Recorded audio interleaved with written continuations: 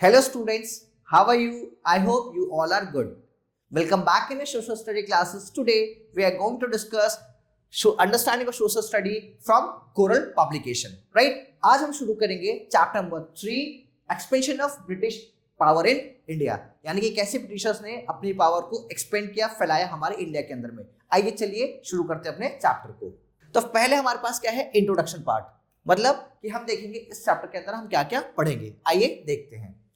The East India Company became the real master of the Bengal. Real master मतलब कि बंगाल के अंदर में जो ईस्ट इंडिया कंपनी है वो सबसे ज्यादा ताकतवर थी।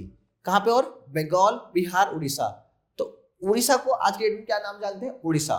Bye 1765 through its victories in the battle of Plassey, Buxar and Carnatic, यानी कि 3 मेजर लड़ाइयां हैं जो ब्रिटिशर्स ने लड़ी थी इंडिया में और इस सब में जीत उन्होंने हासिल की थी। The company set up its consolidate its control over its possession before beginning a new round of conquest, but it did not give up habit of interfering with the political and internal affair of Indian states and its lust of territories. तो यहाँ पे क्या है, जो territories है India की उसके अंदर भी इन्होंने क्या करा, एनरोल करना शुरू कर दिया। मतलब ये खाली इनका ये नहीं था कि एरिया जीता, फैक्ट्री सेटअप कर दी, नहीं। उसके बाद क्या था कि जो हमारे स्टेट की जो पॉलिटिकल और उनके इंटरनल अफेयर्स होते थे, मान लो कोई स्टेट है उसके अंदर की जो बातें होती थी, ये उसमें भी इंटरफेयर करना शुरू कर दिया। किसने? ब्रिटिशर्स ने। In 1770 there was a terrible famine in Bengal. Famine मतलब कि बहुत बड़ी एक आपदा आ गई। कहां पे? बंगाल के अंदर में, which was made worse by the activity of the company official। और उससे किसको? कंपनी के जो ऑफिशियल्स हैं उस पर भी फर्क पड़ा। In 1769 Haider Ali, the ruler of Mysore, had inflicted a defeat on the British in the first Anglo-Mysore war and forced them to sign a peace treaty with him। तो यहाँ पे क्या हुआ, लड़ाई किसके बीच में होती है? हैदर अली और मैसूर के बीच में। और फिर वो उसको क्या करते हैं, उसको फोर्स करते हैं कि वो एक पीस ट्रीटी साइन कर ले और उसको क्या बोला गया? Anglo Mysore war treaty. Right? This war is known as the first Mysore war. क्या बोलते हैं इसको? पहला मैसूर वॉर बोला जाता है। ब्रिटिश एक्सपेंशन फ्रॉम 1772 टू 1785, तो मतलब ब्रिटिशर्स ने अपने कैसे एक्सपेंशन किया, कैसे अपने आप को फैलाया, वो देखते हैं। In 1772, Warren Hastings became the Governor General of East India Company, right? तो East India जो कंपनी है उसको क्या बनता है? वो गवर्नर बनता है। In 1773, when the company had reorganized, he became Governor General of Bengal possession in 1774 से 1785 तक। तो वो इंडिया का के साथ साथ उसको किसका गवर्नर जनरल बना गया? इंडिया का। He brought Bengal in direct control of the company। तो इसने क्या करा, जो बंगाल था उसको डायरेक्टली किसके अंदर में लेकर आ गया? कंपनी के अंदर में। कौन सी? ईस्ट इंडिया कंपनी के अंदर में। He introduced several reforms, यानी उसने बहुत सारे बदलाव किए। Established civil and criminal court, civil court और क्रिमिनल कोर्ट्स ने बनाने शुरू कर दिए। And court of appeal, he was called the British Empire Builder in India, यानी कि ब्रिटिशर्स का जो एम्पायर था जिसने सेटअप करा पूरी तरह से इंडिया में, तो उसको किसका पूरा क्रेडिट जाता है? वॉरेन हास्टिंग को। क्या जाता है? वॉरेन हास्टिंग को। First Anglo-Maratha War. After recovery from the blow of Panipat, the Maratha appeared once more in full force in North in 1770 AD।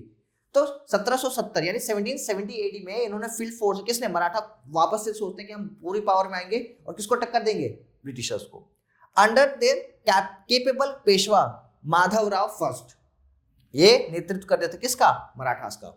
However, once again, a blow fell under the Maratha, for the Madhav Rao first died in consumption in 1772, पर उनकी death हो जाती है 1772 में। There was a struggle for power between Raghunath Rao, right, the youngest brother of Baji Rao, and Narayan Rao, the youngest brother of the Madhav Rao। तो यहाँ पे क्या है? This is a struggle between कि भाई कौन कैसे उसको रूल करेगा। Narayan Rao was murdered in 1773, तो नारायण राव का मर्डर हो गया कब? 1773 में। He was succeeded by his posthumous son Madhav Rao second, यानी कि उनके जो एक और बेटे थे माधव राव सेकंड ने उसको क्या करा? क्या?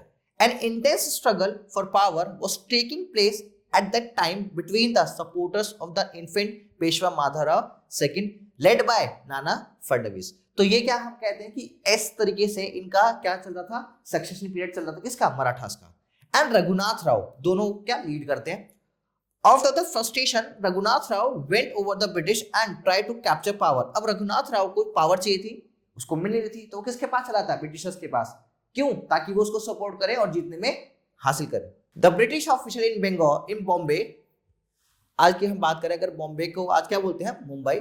Decided to intervene in behalf of Raghunath Rao. तो ब्रिटिशर्स ने बॉम्बे में इंटरवेन करना किसके बिहाफ पे, रघुनाथ राव के बिहाफ पे, मतलब उसके बिहाफ पे उन्होंने इंटरफेयर करना शुरू कर दिया।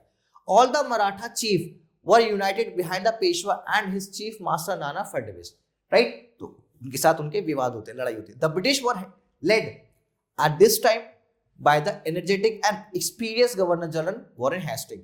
और वहां गवर्नर जनरल जो वॉरेन हेस्टिंग था वो बहुत ज्यादा एक्सपीरियंस था इन सब चीजों में, राइट, कि कैसे वॉर लड़ना है, कैसे जीतना है, ये सब वो करते हैं। He acted with firm resolve and determination. तो नाइदर साइड वन, कोई भी नहीं जीत रहा, and the first Anglo Maratha war came to standstill, मतलब एक जगह वो रुक जाता है। Peace was concluded in 1782 by the treaty of Salbai, by which the status was maintained. मतलब क्या, दोनों में एक समझौता सा होता है, कहां पे, उसका नाम क्या दिया गया है, treaty of Salbai. By this treaty, the British was confined in the possession of part of Salcity and they recognized Madhav Rao as a rightful Peshwa. तो उन्होंने माधव राव को क्या बना दिया, पेशवा बना दिया। Moreover, the Raghunath Rao was given 3 lakh rupees year of pension. और रघुनाथ राव को क्या बोला गया कि आपको हर साल क्या मिलेगा, 3 लाख का पेंशन मिलेगा आपको सर्वाइवल के लिए। Through the first Anglo-Maratha war did not result in a victory either side, कोई भी नहीं जीतता। It did give the British 20-year peace with the Maratha। इसकी वजह से क्या हुआ, जो ब्रिटिश और उनके जो ताल्लुक थे वो शांतिपूर्वक कितने साल के लिए, 20 साल के लिए। The strongest Indian power of the day, और उस टाइम का जो मराठा था वो सबसे ज्यादा ताकतवर थे, मतलब सबसे ज्यादा पावरफुल थे, और उसमें साथ ब्रिटिशर के साथ करके हो गई, 20 साल तक अब शांति रहेगी। In this war the English suffer financially, पर इसमें लॉस किसको होता है, इंग्लिश को, financially. The treaty enabled the British to expert pressure on Mysore। किस पे डाला है प्रेशर वो, मैसूर पे। as Maratha promised to help them in recovering their treaties from the Hyder Ali, the ruler of Mysore। तो यहाँ पे जो ट्रीटी साइन होते हैं किसके, मराठा और ब्रिटिशर्स के साइन में, वो बोलते हैं, मराठा बोलते हैं कि हम आपको हेल्प करेंगे, किस लिए, मैसूर से आपकी ट्रीटी जो हैदर अली ने छीन रखी उसको रिकवर कराने में। द सेकेंड मैसूर वॉर 1780 से लेके 84 तक चलता है। Haidar Ali was the ruler of Mysore. Haidar Ali कौन था, रूलर था कहाँ का, मैसूर का। In the first Mysore war, he defeated the British forces and a treaty was signed to restore peace। तो वहां पे he defeated by the, किसने डिफीट करा, ब्रिटिशर्स को, and then restore power, उन्होंने पावर को रिस्टोर किया।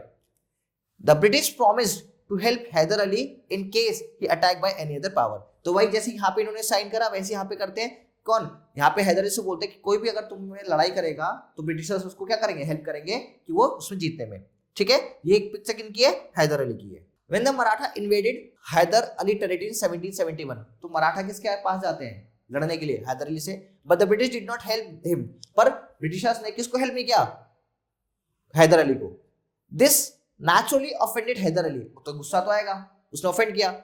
At this time, the French offered to extend a helping hand to the Haider Ali. तो उस टाइम पे जो फ्रांस था या जो फ्रेंच है उन्होंने हेल्प करा किसको, हैदर अली को, उनसे बचाने, किससे, मराठा से।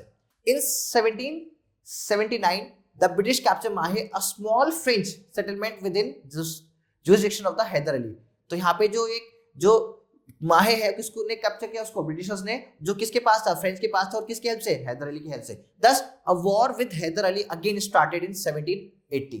तो गुस्सा तो आएगा क्योंकि हैदर अली की जो जगह थी वो किसने कैप्चर कर ली फिर से, ब्रिटिशर्स ने। Repeating his earlier exploit, Hyder Ali inflict one defeat after another and British army in the Carnatic and forced them to surrender in a large number। He soon occupied almost the whole Carnatic। और इसके बाद क्या हुआ कि Britishers ने लगभग उनके साथ वॉर शुरू किया और इसने पूरे की पूरी जो कार्नेटिक जगह थी उसको ऑक्यूपाई कर लिया, किसने, हैदर अली ने। After Haidar's death in 1782 the war was carried by his son Tipu Sultan. मतलब हैदर अली की डेथ होने के बाद 82 में उसके बाद उसके जो बेटा था कौन, टीपू सुल्तान, उन्होंने उसी चीज को कैरी फॉरवर्ड किया, जो उनके फादर थे उन्हीं की वॉर को उन्होंने आगे कंटिन्यू स्टार्ट किया। Since neither side was capable of overpowering the other, peace was signed by them in 1784 by the Treaty of Mangalore। तो फिर से वही हुआ, कोई भी जीत नहीं पाया, लास्ट में ट्रीटी साइन होते 84 में, क्या बोलते हैं उसको, treaty of Mangalore. And both side restore all conquest, मतलब जिसके पास जितनी जगह थी उन्होंने उसको अपना कैप्चर करके रख लिया। Thus, though the British had been shown to be too weak to defeat either Maratha or Mysore, they had certainly proved the ability to hold their own India। मतलब उनका था कि हमें कैसे भी मैसूर और बोलते थे मराठा को हटा के हमें अपना एरिया क्या है, कैप्चर करना है। कौन सोचता था, ये सोचता था Britishers. British expansion from 1785 to 1797।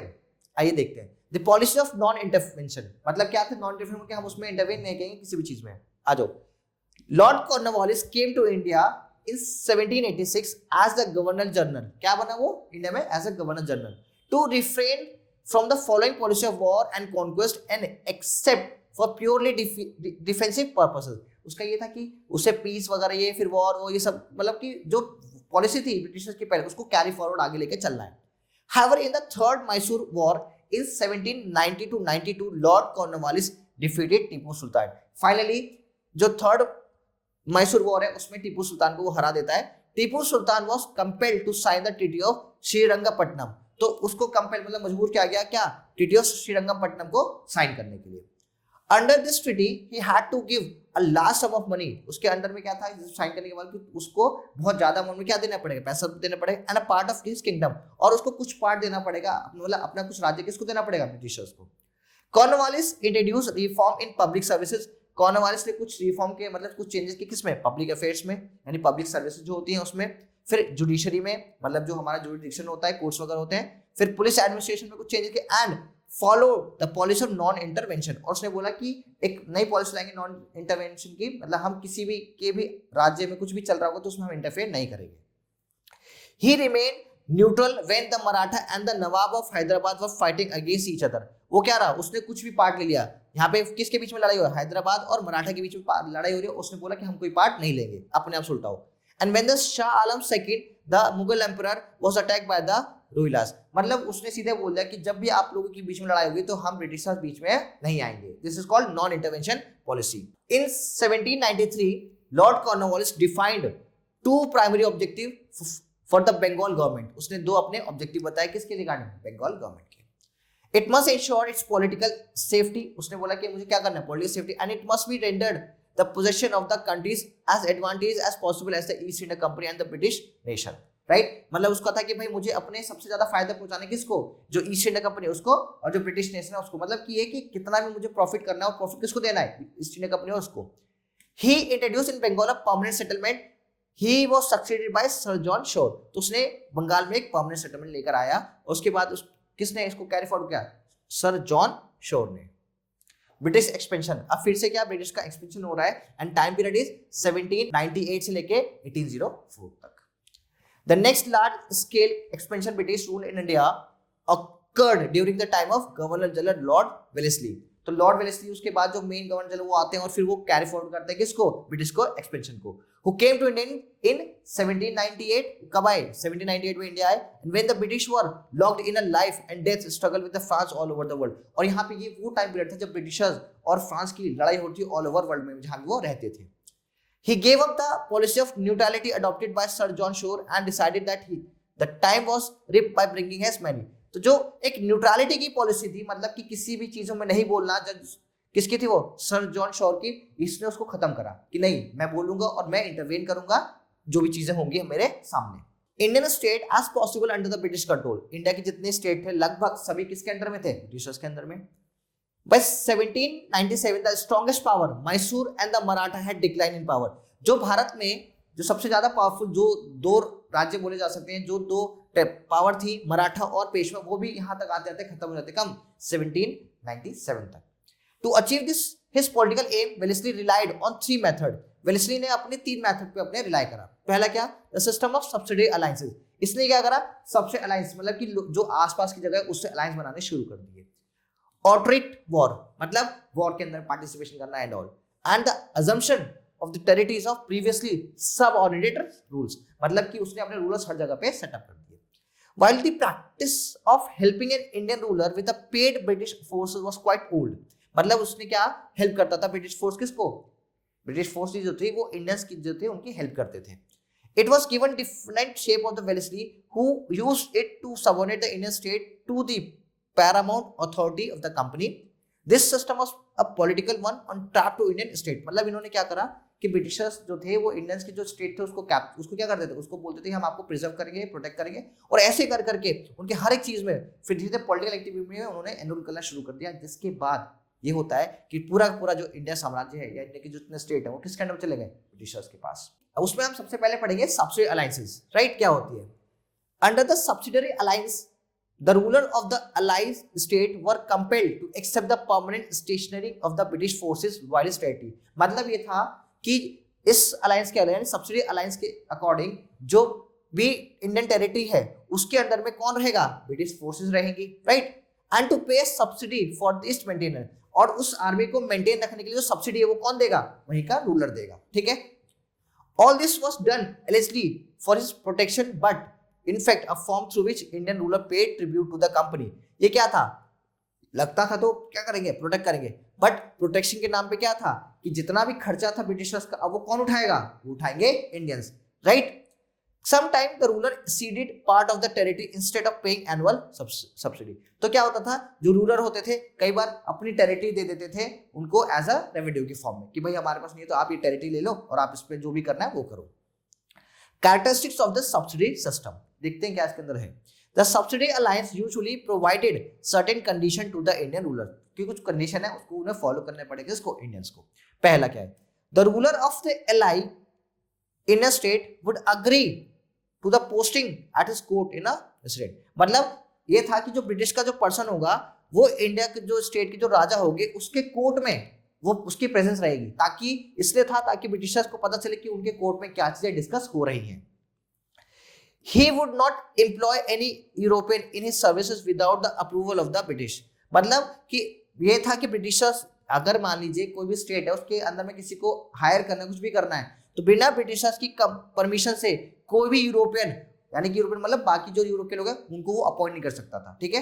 Next, he would not negotiate with any other Indian ruler without consulting with the governor general. मान लीजिए एक स्टेट है और उसके दूसरे जो स्टेट है उस राज्य से उसे डील करनी है, राइट, पर इसके पास कोई परमिशन नहीं है, तो ये था कि जब तक गवर्नर जनरल प्रॉमिस नहीं करेगा, जब तक गवर्नर जनरल उनको नहीं बोलेगा तब तक वो किसी और रूलर से कोई ट्रीटी भी साइन नहीं कर सकते। तो इतनी सारी सैंक्शन लगा दी किसने, ब्रिटिशर्स ने। एडवांटेज फॉर द ब्रिटिशर्स, क्या क्या उनको फायदे थे ब्रिटिशर्स को। This subsidy alliance system was extremely advantage to the British, simple सी बात है जब सब कुछ ब्रिटिश के अकॉर्डिंग चलेगा तो उनको फायदा हो गया होगा। They could now maintain a large army at the cost of Indian state, अब वो अपनी खुद की आर्मी मेंटेन कर सकते हैं, बिल्कुल कर सकते हैं, क्यों, क्योंकि खर्चा किसको देना है, इंडियंस को देना है। This enabled them to fight war far away from their own territory, और फिर वो अपनी जगह से बहुत दूर दूर जाके लड़ाई कर सकते हैं। Lord Wellesley sign his subsidy treaties with Nizam of Hyderabad in 1798 and 1800, तो जो निजाम ऑफ हैदराबाद थे उनसे भी उसने ट्रीटी साइन करके, मतलब हैदराबाद उस टाइम पे बहुत ही रिच था और इसका मतलब है कि अगर हैदराबाद कंट्रोल हो गया तो पूरा साउथ उसके अंदर में आ जाएगा। डिसएडवांटेज फॉर इंडियंस, देखो सिंपल सी बात है, इतने सारे अगर फायदे हैं उनको तो इंडियंस को कोई एडवांटेज तो होने वाला है नहीं।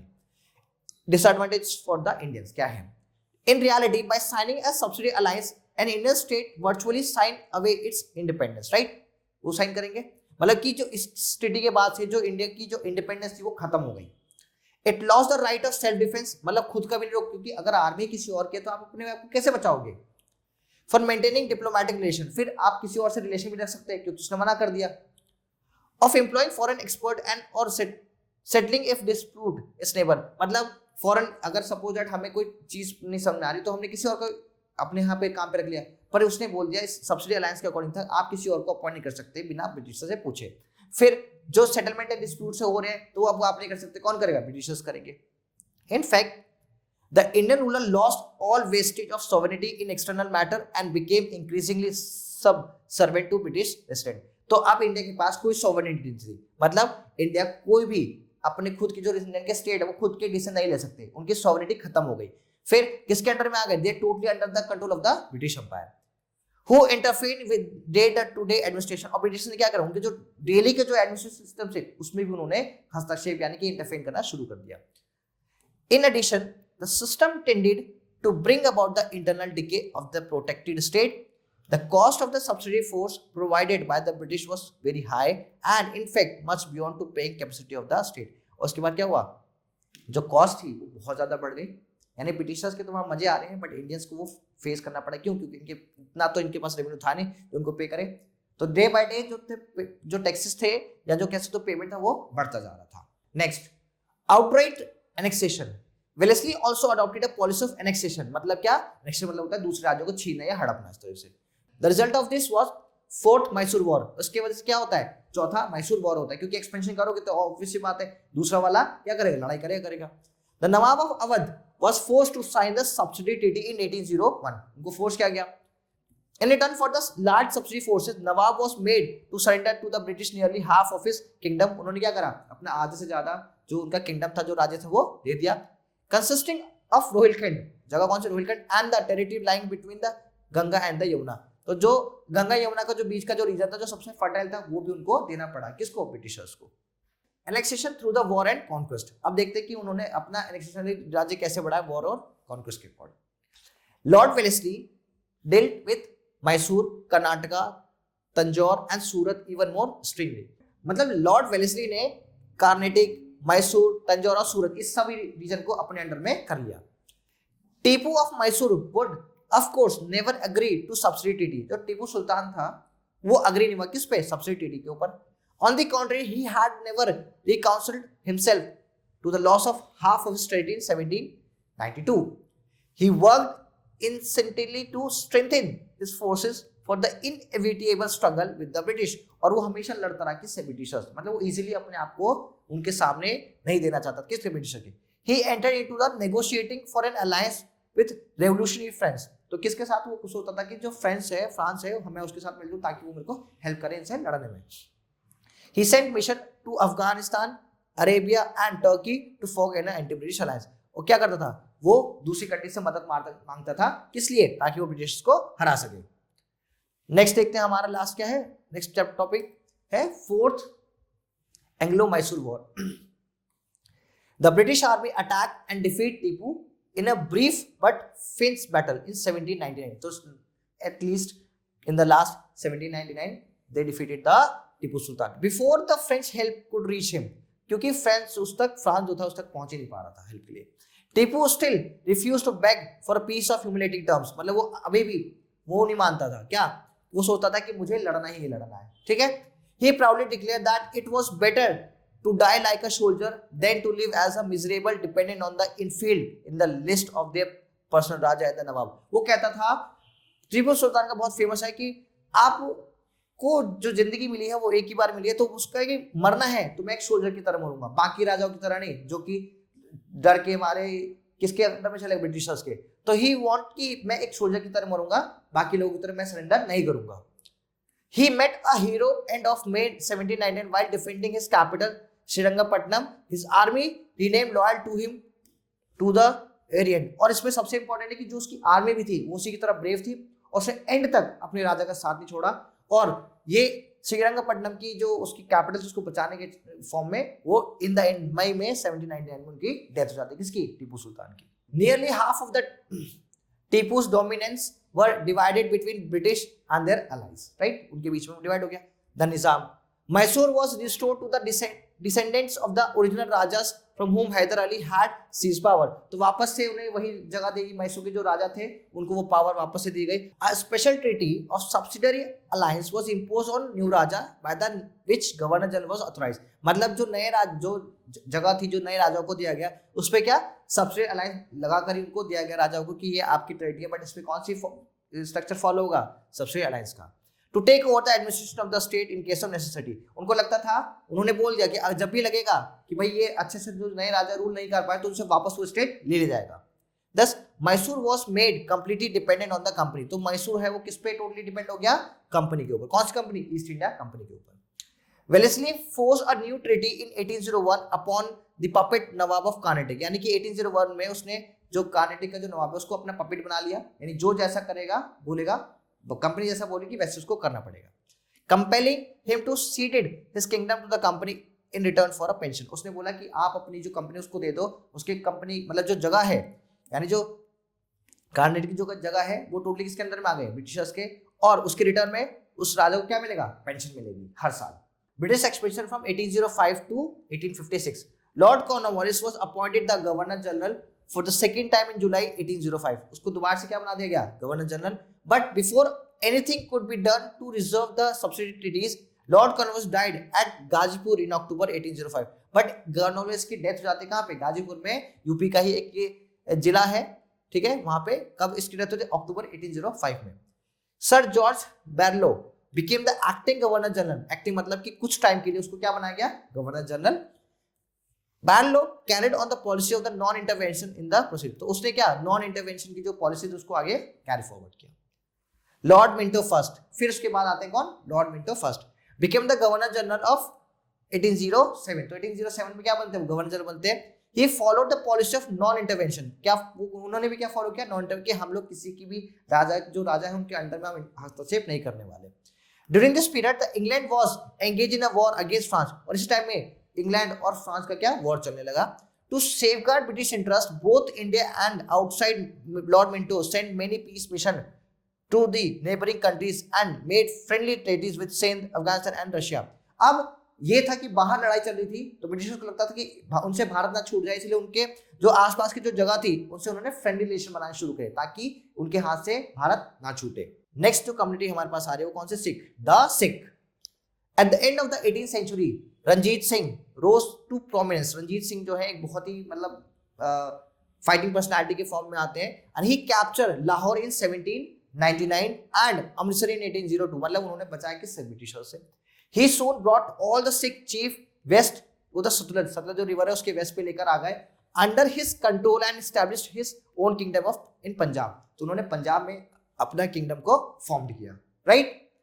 Later he conquered Multan, Multan का आज में पाकिस्तान में, उसको उन्होंने कॉन्कोर्ड किया, कश्मीर, कांगड़ा एंड पेशावर। तो ये जो जगह है उन्होंने कैप्चर करी और अपना एक राज्य बनाने की कोशिश की। But for the strategic and diplomatic reason, the English soon thought to check Ranjit Singh. तो यहाँ पे क्या हुआ, उसके बाद इंग्लिश जो है वो आ गए, उन्होंने उसको स्टार्ट कर दिया। The fear of British arms, मतलब जब रंजीत सिंह की स्टडी को देखो तो ब्रिटिशर्स के बीच में एक फियर आया, डर आया। And the apprehension that the jealous Sikh state on the east of Satluj would throw themselves under British protection and led Ranjit Singh to sign a treaty known as Treaty of Amritsar। और रंजीत सिंह को उन्होंने इतना विवश कर दिया, इतना वो कर दिया कि उन्हें फोर्स करा कि they had to sign what, treaty of Amritsar of perpetual friendship with the English at Amritsar in 1809। और उन्होंने बोला कि आप हमसे एक फ्रेंडली रिलेशन बना लो, कब, 1809 में। By this treaty the British forbade Ranjit Singh to cross the Sutlej and took the Sikh state east with the river under their protection। और उन्होंने क्या करा, सिख स्टेट को अपने अंडर में लिया और उन्होंने पूरा का पूरा प्रोटेक्ट कर लिया कि हम इस राज्य को हम खुद ही प्रोटेक्ट करेंगे। He kept quiet for the he realized that his strength was no match for the British। और वो क्या हो गया, उस टाइम चुप हो गए क्योंकि उनको पता था कि अभी मैं लड़ूंगा तो मैं खत्म हो जाऊंगा, तो वो चुप रहे क्यों, उन्हें पता था कि ब्रिटिश अभी ताकतवर है और वो वेट कर रहे थे एक सही टाइम का। The death of Ranjit Singh in 1839 was a sign for bringing of anarchy and confusion between the dominants which greatly weakened the Sikh power। उसके बाद क्या हो गया भाई, एक जो बड़ा राजा था, बहुत इंपॉर्टेंट राजा था, उनकी डेथ के बाद जो ये सिख कम्युनिटी थी वो क्या हो गई, थोड़ी सी वीक हो गई। One weak ruler after another was deposed to quick succession। एक के बाद एक जो राजा है वो कमजोर है, जिसके बाद से जो सिख था उस कम्युनिटी का पतन हो गया। नेपाल वॉर, अब यहाँ पे नेक्स्ट हम पढ़ेंगे Marquess of Hasting. The governor general consolidate and extended the British authority in Gadwal and Kumaon। He liquidated the Pindaris। Pindaris एक वही ग्रुप है इसको। The Maratha were completely routed in the third Anglo-Maratha war as they were planning to regain their lost power and trying to oust the British from India। और जो ये धीरे थे, जो गुमाऊं, गढ़वाल, ये सब जो ये यहाँ के भी छोटे टेरिटरी जो ग्रुप्स थे, पिंडाइस थे, इस टाइप की जो कम्युनिटीज थी कह सकते हो, तो इन्होंने भी बहुत ज्यादा कोशिश करी कि हम कैसे भी करके अपने जो देश है उसको बचाए, किससे, ब्रिटिशर्स से। An unprovoked attack by the Gurkhas, Gurkha एक कम्युनिटी है, a tribe of the western Himalaya, कहाँ रहते हैं, वेस्टर्न हिमालय में, on 3 policies station in Butwal in 1814 was followed by a declaration of war against them by Hastings। किसने स्टार्ट किया, हेस्टिंग ने। The British compelled the brave Gurkha leader Amar Singh Thapa, बहुत ही brave person थे, to surrender the fort of Malon and the Gurkhas signed a treaty at Sagoli। सगोली जगह है वो 1815 में फिर उन्होंने भी क्या ट्रीटी साइन कर ली, किसके साथ, गुरखास के साथ। The British also defeated the Nepalis at Makwanpur in 1816। मतलब कि आप देखो कि एक के बाद एक वॉर हो रही है जिसमें कौन जीत रहा है, ब्रिटिशर्स जीतते जा रहे हैं। The Nepalis gave up their claims to place in the lowland along their southern frontier, ceded to the British in the district Gadwal and Kumaon on the west of Nepal। और in the L's के हम बोलते हैं कि गढ़वाल और जो कुमाऊं हिल है वहां पे आके कह सकते हैं कि उन्होंने सरेंडर करना शुरू कर दिया। Withdraw from Sikkim and agreed to receive a British resident at Kathmandu. These were indeed important gain of the British. और देखते हैं कि सिक्किम और काठमांडू ये सब जो मेन इंपॉर्टेंट जगह थी जहां पे कभी नेपालीज और इंडियंस का बहुत ज्यादा कंट्रोल रहता था, एक टाइम पे आके वो किसके अंडर में आ गए? टोटली ब्रिटिशर्स के अंडर में। The Pindari were cruel and ruthless. क्या बोला जाता है? कभी पिंडारी का नाम आता है तो सोचता है कि क्या थे वो? क्रूअल थे और रूथलेस, मतलब कि उनमें जरा सी मर्जी नहीं थी। They had there headquarter in the central India. उनका हेडक्वार्टर कहां था? सेंट्रल इंडिया में। The Pindari generally avoided pitch battle and plunder was their principal objective. They devastated the Nizam dominated. Lord Hastings had by this time formed a strong determination to suppress them. मतलब ये इतने ज्यादा devastating थे कि वो किसी को अपने सामने थे और जो भी उनके सामने आया उसको वो खत्म करने की सोचते और वो करा भी उन्होंने। बट जो ब्रिटिशर्स थे उनके सामने वो थोड़े से वीक पड़ गए। By the end of 1817, the British troops succeeded in expelling the Pindaris from the Malwa. यानी जो मालवा जगह है वहां से उन्हें खदेड़ना शुरू कर दिया। And across the Chambal, यानी चंबल भी उनका मेन सेंटर था। And by 1818 they were practically exterminated. मतलब कि लास्ट में आके पिंडारिस को भी उन्होंने 1818 तक आते हैं तो उन्होंने खत्म कर दिया, यानी ढूंढ कर मारा किसको? पिंडारिस को। The first Anglo Burmese War, Burma, ये बर्मीज मतलब बर्मा है, बर्मा आज की डेट में म्यांमार को बोला जाता है। The Burmese conquered Assam in 1821 to 22 and came directly in contact with the British on the east front. मतलब कि डायरेक्टली किसके सामना हुआ? उनका ब्रिटिशर से। In 1823, they captured Shahpuri Island near Chittagong. In 1824, Lord Amherst, the Governor General, declared war against the Burmese. The British troops, having baffled all the opposition of the Burmese, and marched to Yandobo within the 60 miles of Rangoon. In 1826, Burma was defeated and Treaty of Yandobo was concluded. मतलब in the end हम कह सकते हैं Britishers का Burma तक भी अपना कह सकते हो कि वहां तक भी वो लोग पहुंच गए और उन्होंने वहां के भी जो राजा या जो जगह थी उसको कैप्चर करा और अपने अंडर में बर्मा को भी लेकर आए। कौन? ब्रिटिशर्स। और कौन से ईयर में? 1826 के अंदर में। वॉर विद अफगानिस्तान, किसके साथ वॉर हो रहा है? War with Afghanistan. Fearing an attack from Russia through Afghanistan, Lord Auckland decided to depose दोस्त मोहम्मद। उन्होंने क्या सोचा कि रशिया के साथ वॉर हो सकता है या कुछ भी, तो उन्होंने अफगानिस्तान में जाके क्या करा? फॉर्म करा।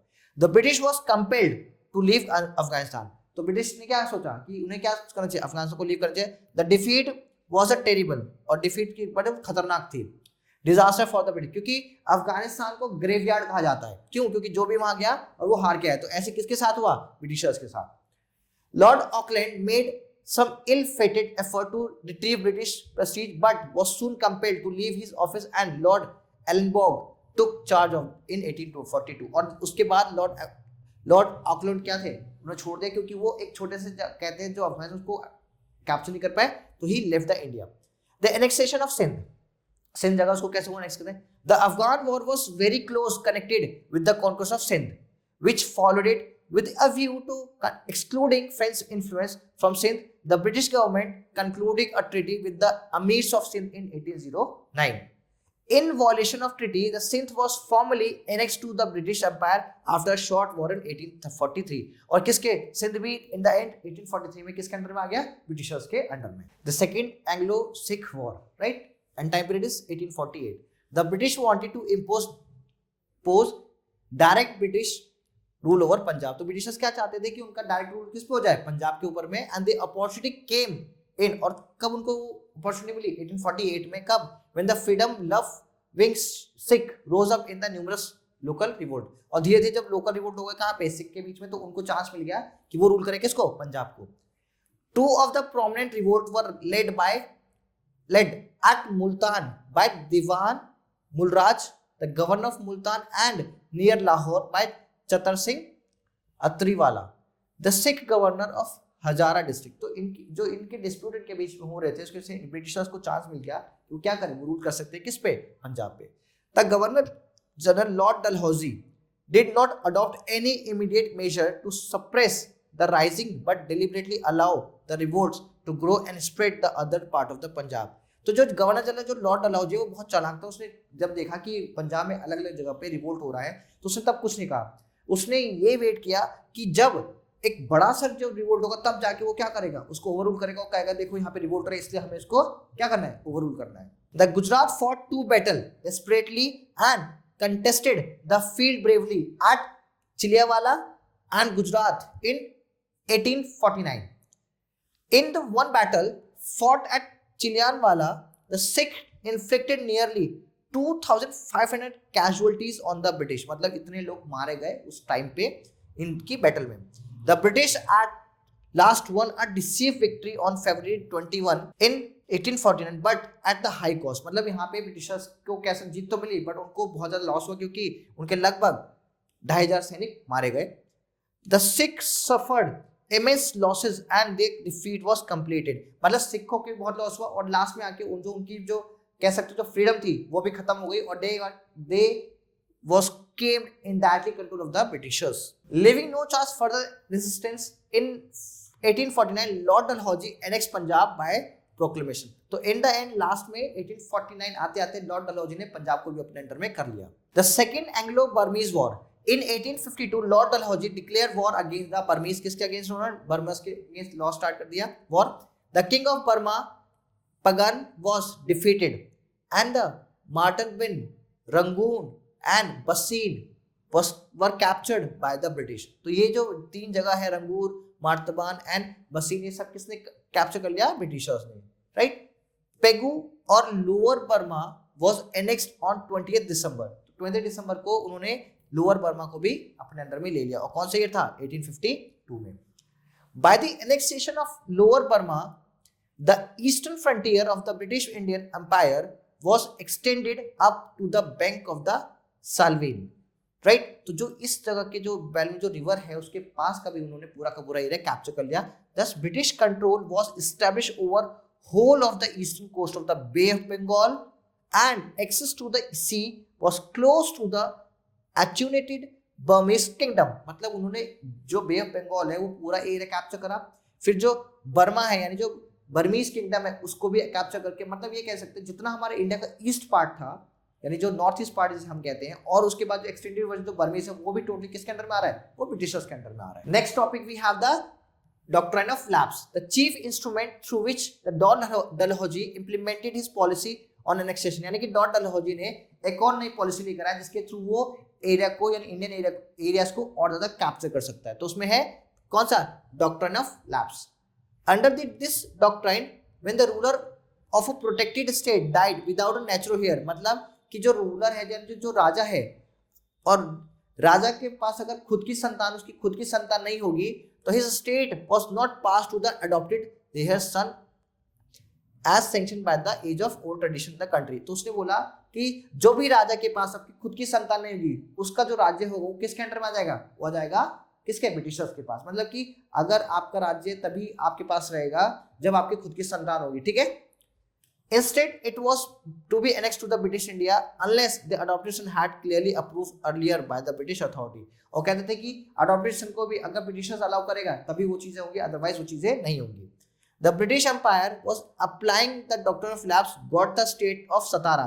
तो सबसे पहले जो स्टेट जो ब्रिटिशर्स ने छीना इस पॉलिसी के थ्रू, मतलब सतारा के जो राजा थे उनके खुद का बेटा नहीं था, मतलब खुद की संतान नहीं थी, तो इसलिए वो एरिया किसके पास चला गया? ब्रिटिशर्स के पास. तो एरिया कौन सा है? सतारा 1848, Jhansi 1853, Nagpur 1854. In 1856, Dalhousie annexed Awadh, an act that added immensely to the widespread discontent. मतलब कि धीरे धीरे सतारा, झांसी, नागपुर और आपके हम अवध की बात करें सारे एरिया किसने कैप्चर किया? ब्रिटिश ने. ब्रिटिश में कौन से? लॉर्ड डलहौजी ने. किसके थ्रू? डॉक्ट्रिन ऑफ लैप्स के थ्रू. रिफॉर्म्स. अब क्या क्या उसमें रिफॉर्म्स होते हैं?